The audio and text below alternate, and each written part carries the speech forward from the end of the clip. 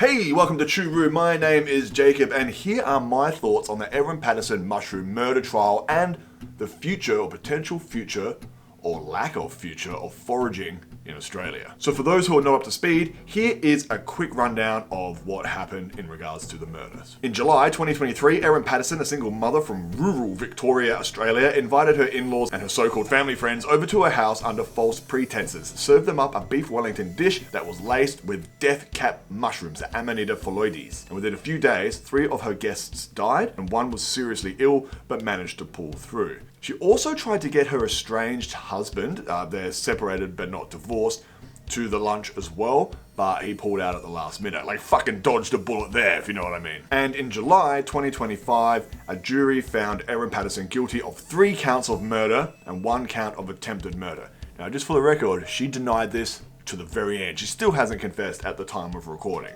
So we don't really know why she did it, but she most certainly was found guilty. Now, I'm not going to go through all the nitty-gritty details of the case. There's plenty of detailed retellings out there. Even the Wikipedia page is pretty on point. There's podcasts, and I promise there's going to be like Netflix or whatever true crime documentaries coming out about this. So I followed this case very closely, despite not being very interested in true crime, because I believe this is going to have potential serious ramifications for the foraging community in terms of restrictions, potentially. So in this video, I'm going to discuss my thoughts on the murders briefly, and then what I think could be some serious ramifications for the foraging community in Australia. So, stay tuned.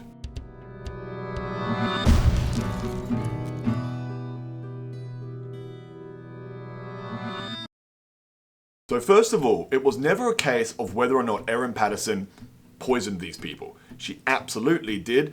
They found the poison in the food. She didn't even deny this. She admitted that they were poisoned by her food. What went to the courts was whether or not she intended to poison them.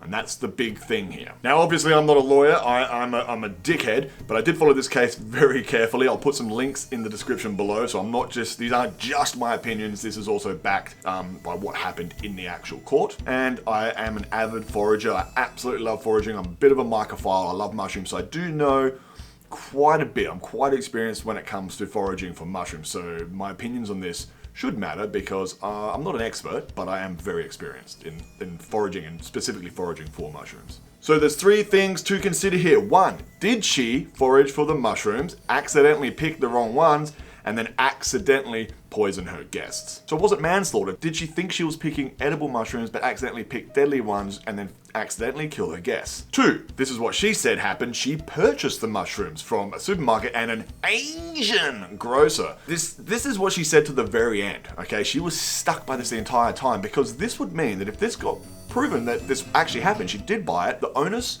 would not fall on her, it would fall on the distributor, the grocers, right? Like if you buy tainted milk from Woolies or whatever, go home and feed your kids and your kids get sick, that you didn't poison them directly, it's not your responsibility, it's the distributor's responsibility, i.e. the guy who sold you the dodgy milk. This was Erin Patterson's entire case. She was saying, I bought these mushrooms. I didn't accidentally poison anyone. Well, the supermarket did, because they sold me deadly mushrooms. And 3, did she forage for deadly mushrooms, intentionally pick the poison ones, dry them out, and with murderous intent, kill her guests? This was what the prosecuting officers were saying she did. And, as we now know, this is what she was charged with, and this is what she was convicted of. So yes, all evidence points to Erin Patterson absolutely picked deadly mushrooms with murderous intent. She wanted to seriously hurt, harm, or kill these people. And in fact, well, she did. 3 people died. Holy smokes! Hey? It's Erin Patterson! No, it's my dad.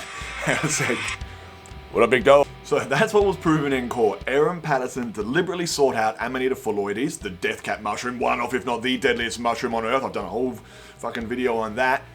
Correctly identified the mushroom in the wild, dehydrated it, and served it to her guests with intent to murder them.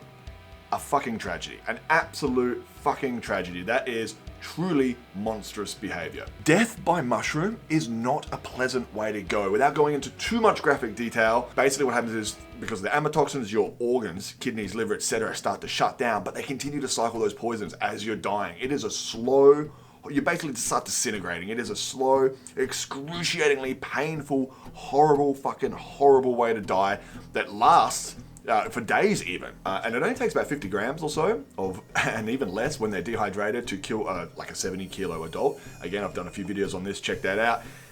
Even those who pull through might have permanent damage for forever.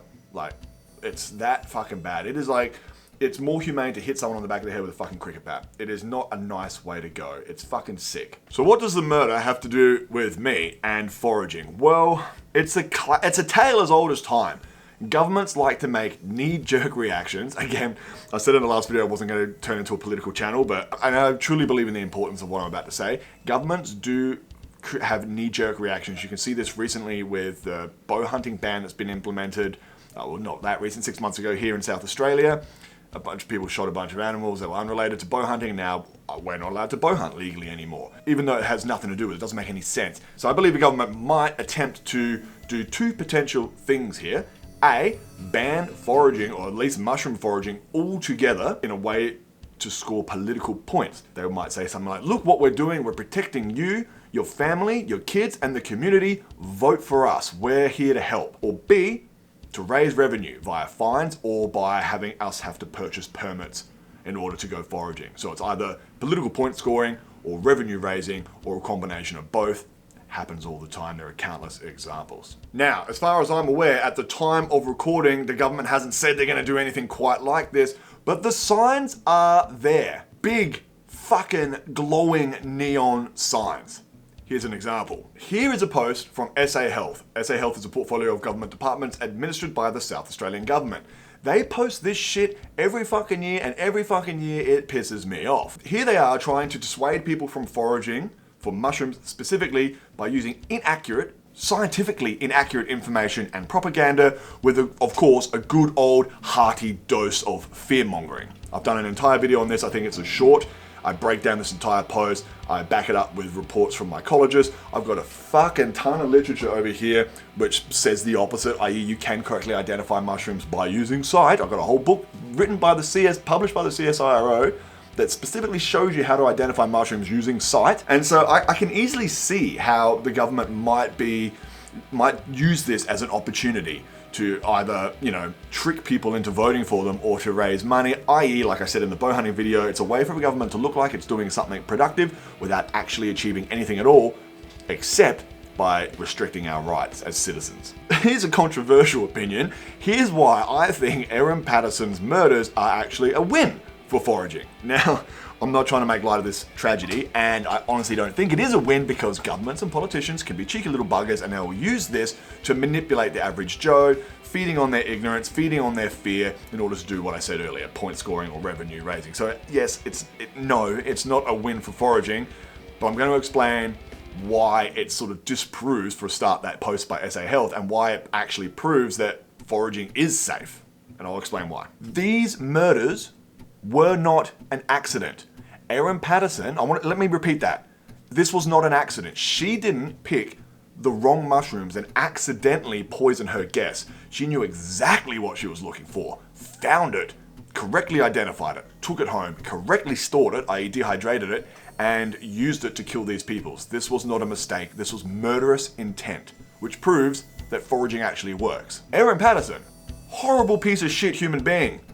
Fucking top-notch forager. She did all the things that I constantly bang on about in my foraging videos. She did her research, months and months of research. She studied, she went on citizen science apps. She joined forums. She created a network of friends, or online friends at the very least, to learn about mushrooms, to share foraging enthusiasm, to learn. She then went to the correct location where this mushroom that she was looking for, went out with intent to find a very specific species of mushroom, correctly identified it at the correct time of year, correctly stored it, took it home, and used it, well, incorrectly, but correctly for her. Check out my 5 steps to becoming a better forager. Erin Patterson did all of that. It's just too bad that she's a horrible fucking monster, right? Because actually, she's a really good forager. So just to reiterate, she knew exactly what she was doing. This was not a mistake. So if a government uses this as an example of how dangerous foraging can be, it's simply contradicting the facts.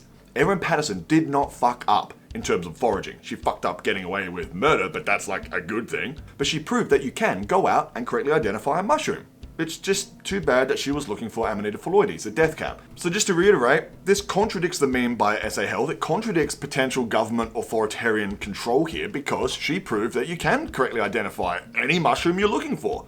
Like I said, she was just looking for the shit ones, like the deadly ones. I found a death cap mushroom at least once, I believe twice, in my foraging adventures. They're not as common as you think they are, but they're out there. You absolutely, I'm not saying it's safe to forage. You need to do everything Erin Patterson did, except instead of foraging for deadly mushrooms with intent, murderous intent, maybe go looking for some peccinis.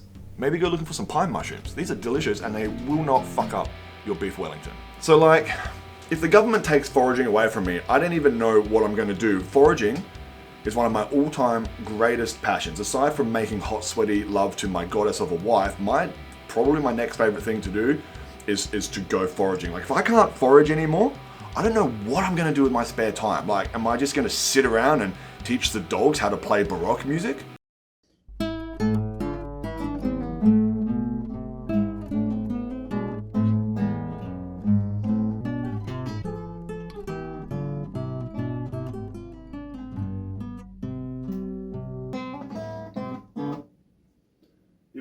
You're late.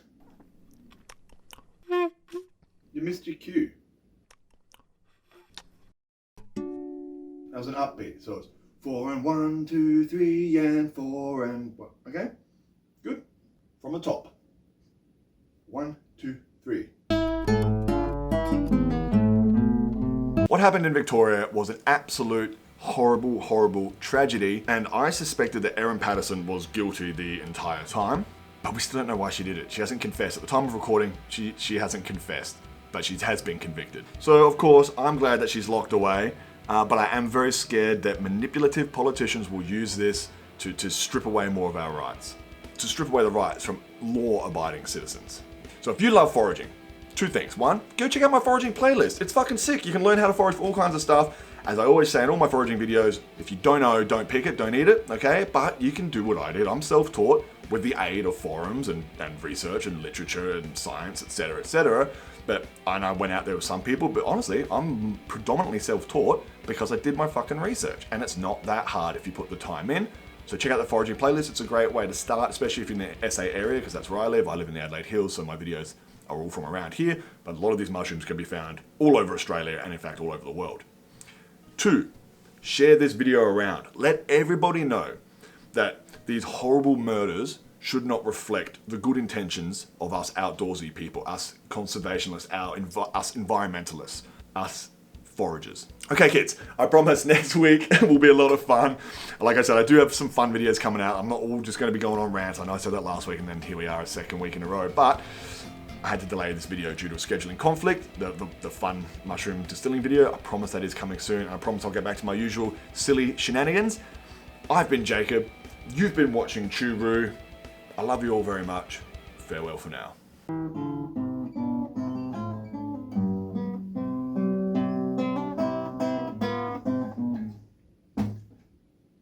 Guys, we've been over this.